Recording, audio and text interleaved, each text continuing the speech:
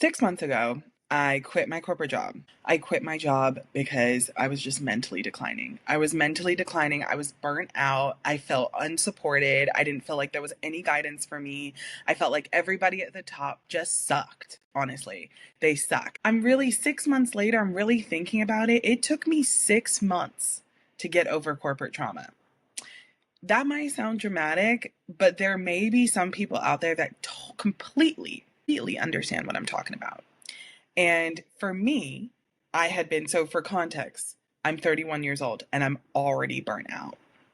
31 years old, I'm already burnt out.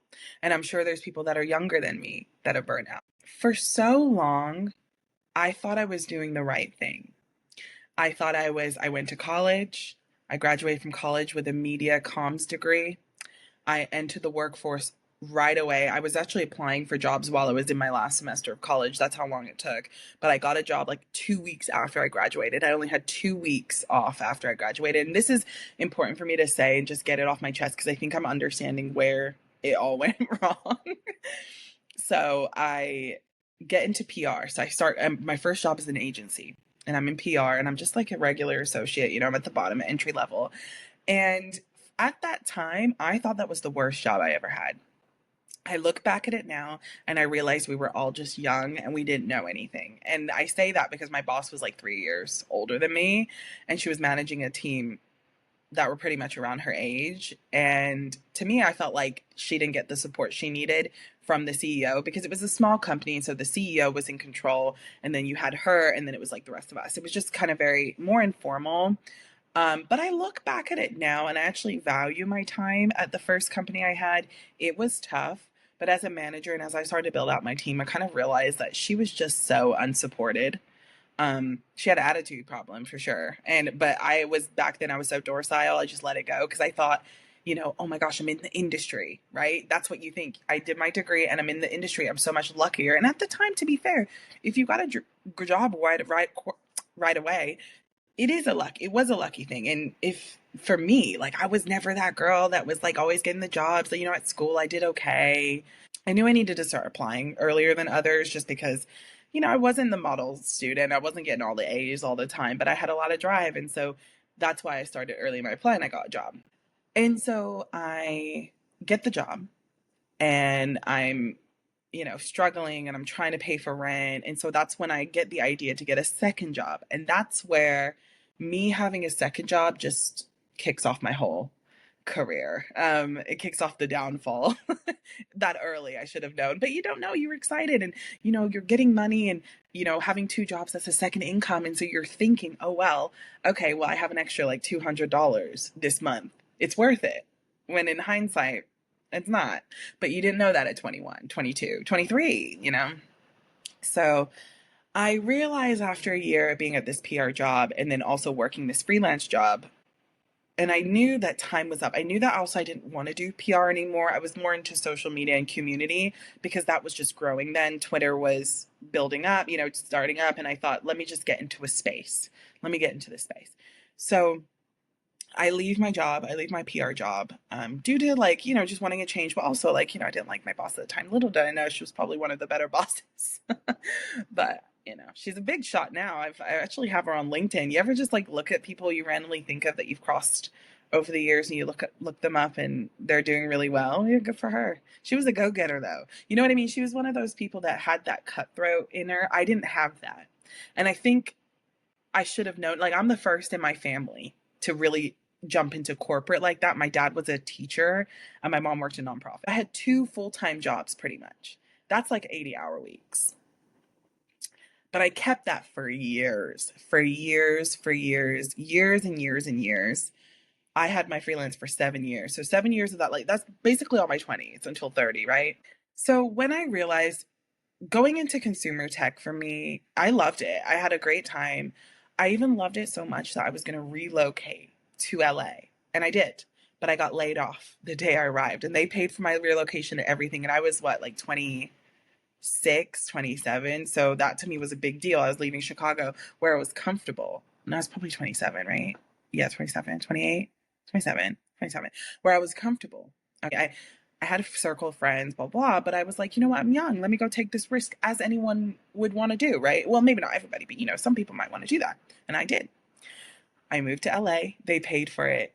I got laid off that day. The day I arrived, I got laid off. And then I find out that the CEO and his wife bought a $25 million house a few days before the layoffs, and so that was like my turning point when I realized I sacrificed a lot for work. And for when you're in your 20s, you want to have fun, you want to make mistakes. And I'm not saying I didn't. Oh my God, I had fun, but like I'm not saying I didn't have fun, but I didn't, if that makes sense. I didn't. I could have done more. I'm not saying I didn't have fun. I had a great time, but I just wasted years. And then the coronavirus hit. So then there was more years I wasted. It's just a bit of a mess. I think, if you're in your 30s, I was born in 94, you're kind of just like, we're screwed. Like millennials, we've been really screwed. And I'm a younger millennial, you know? I bet the older millennials, you guys can probably really remember the '08 crash. And I can because it affected my family. But so I get laid off, and that was the first time I've ever been laid off. That's the first time someone like me, like I played the game. Like I did everything right. I did everything right, and then I got laid off. And then I got my job where that was an experience. I was lucky enough to only be unemployed for 2 months. And then I got a job with this international company. I'm not even gonna say it. And then that 2 years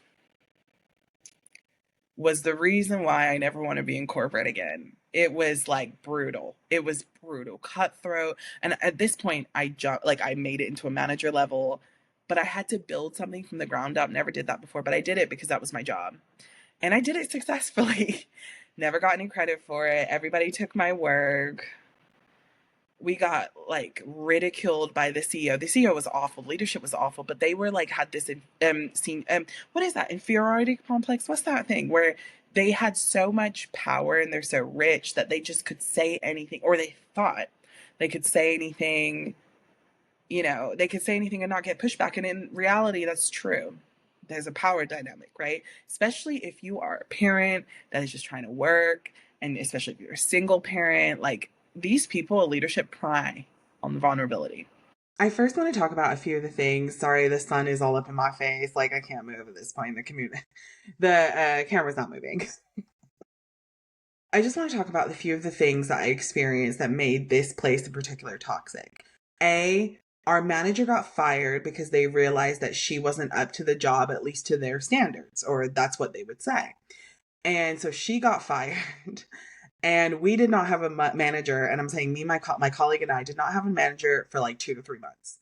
And we were managing teams. So we didn't have KPIs. We didn't have visions. We didn't have anything for even us and what the goal is for the company. We had to create that on our own. We had to create KPIs. Directors should have been doing that. We had to create KPIs and individual goals for our teams, where on paper we were managing them and training them. But yet the managers our managers got the bonus and the credit for the work. Does that make sense? So while we were not only training our people, they would report to us, but we would never get credit for it.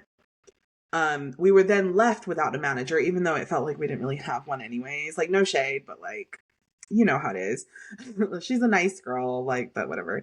Didn't have a manager for months. We were supposed to come up with all this stuff. Keep in mind, we're asking for guidance. The CEO and his team are just horrendous. Talking down to people. I remember this one time, he literally interrupts a whole team meeting that we're having just to literally shit on us and say, you guys are horrible social media managers. You don't know the difference between XYZ. And keep in mind, we just hit all of the engagement rates, like rates, comment rates. We hit all of them and it still wasn't enough. And we had no guidance, and we were doing this on our own as managers.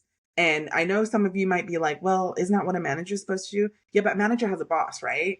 We didn't even have a boss. And when we did have a boss, there was no direction on what we should do. We had to come up with it. I created all the materials, all the steps, everything. Still didn't get any credit for it. But yet my, my performance review said A+.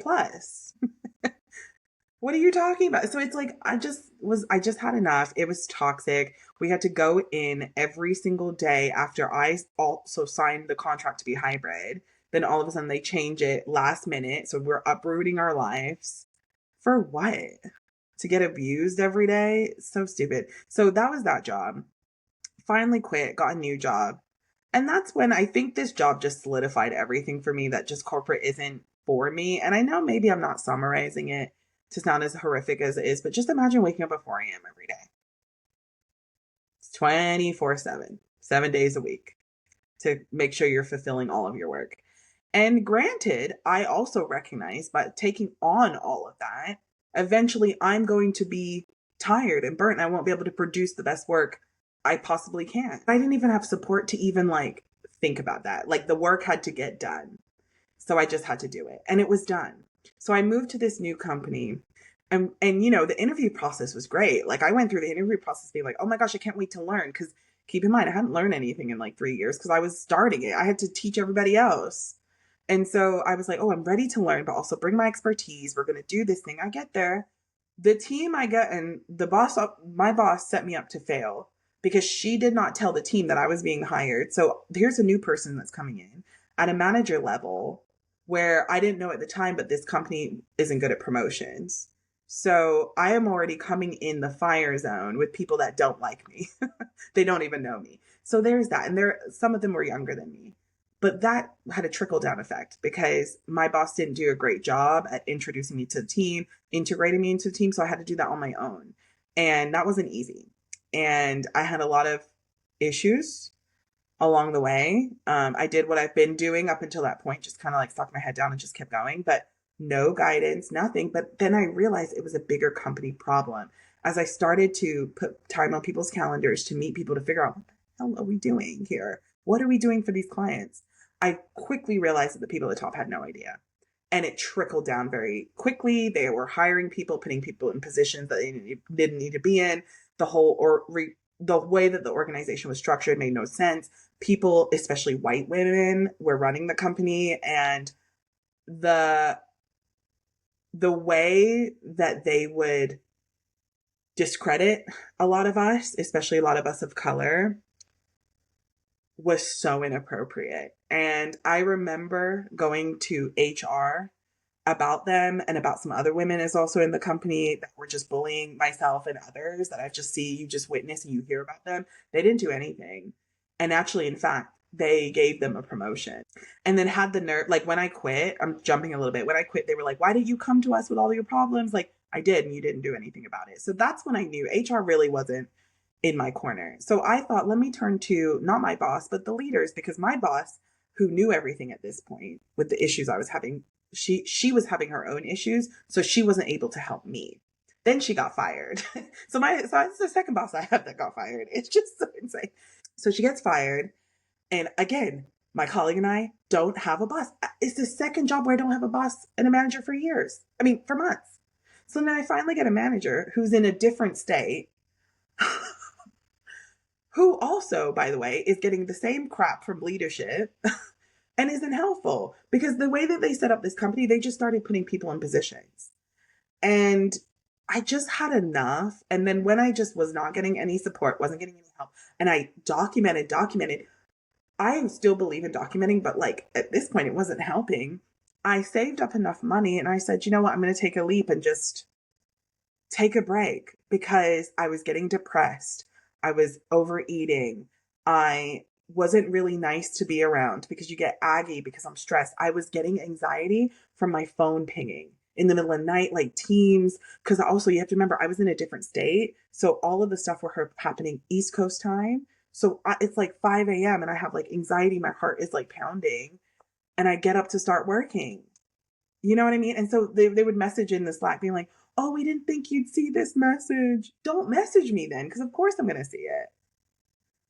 And then I think there was like, with this company in the last one, there was this fear of layoffs being held over our head, is what I felt like, especially in not the company I just left, but the previous one, the international company. It felt like they knew that we needed them for money, rent. We just needed them in order to live. And it felt abusive in that sense that they were holding it over our head. So I know I'm probably not doing a great job explaining this because it's just like I've had 6 months to heal, as dramatic as that is. get out of my sort of slump, get out of my depression, lose weight, just have a healthier lifestyle because I wasn't eating healthy. I was going to bed at crazy hours. I was sitting in traffic for 2 hours a day, 2.5 hours a day. It was my mental health was just so in decline. And then I adopted a dog and it changed my life. And I'll talk about Minnie later. If you listen to my old episodes, you'll hear about her. But adopting the dog changed my life. I've been healthier than I ever have. I've been happier than I ever have. And just having a couple months that I never, because in between jobs, you know how people take 2 weeks? Yeah, I'd probably take 2 weeks, maybe a week. But people should go on vacation. There was years where I didn't even take a vacation. And I look back now, I'm like, what was I doing? So, and it just didn't feel like a very safe place, honestly, for Black women, corporate. Because let me tell you an experience. For the last company, the reason, this is it.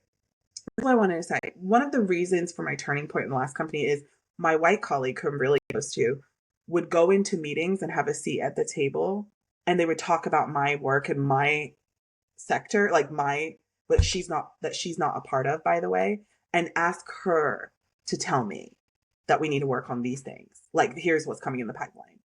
Keep that in mind.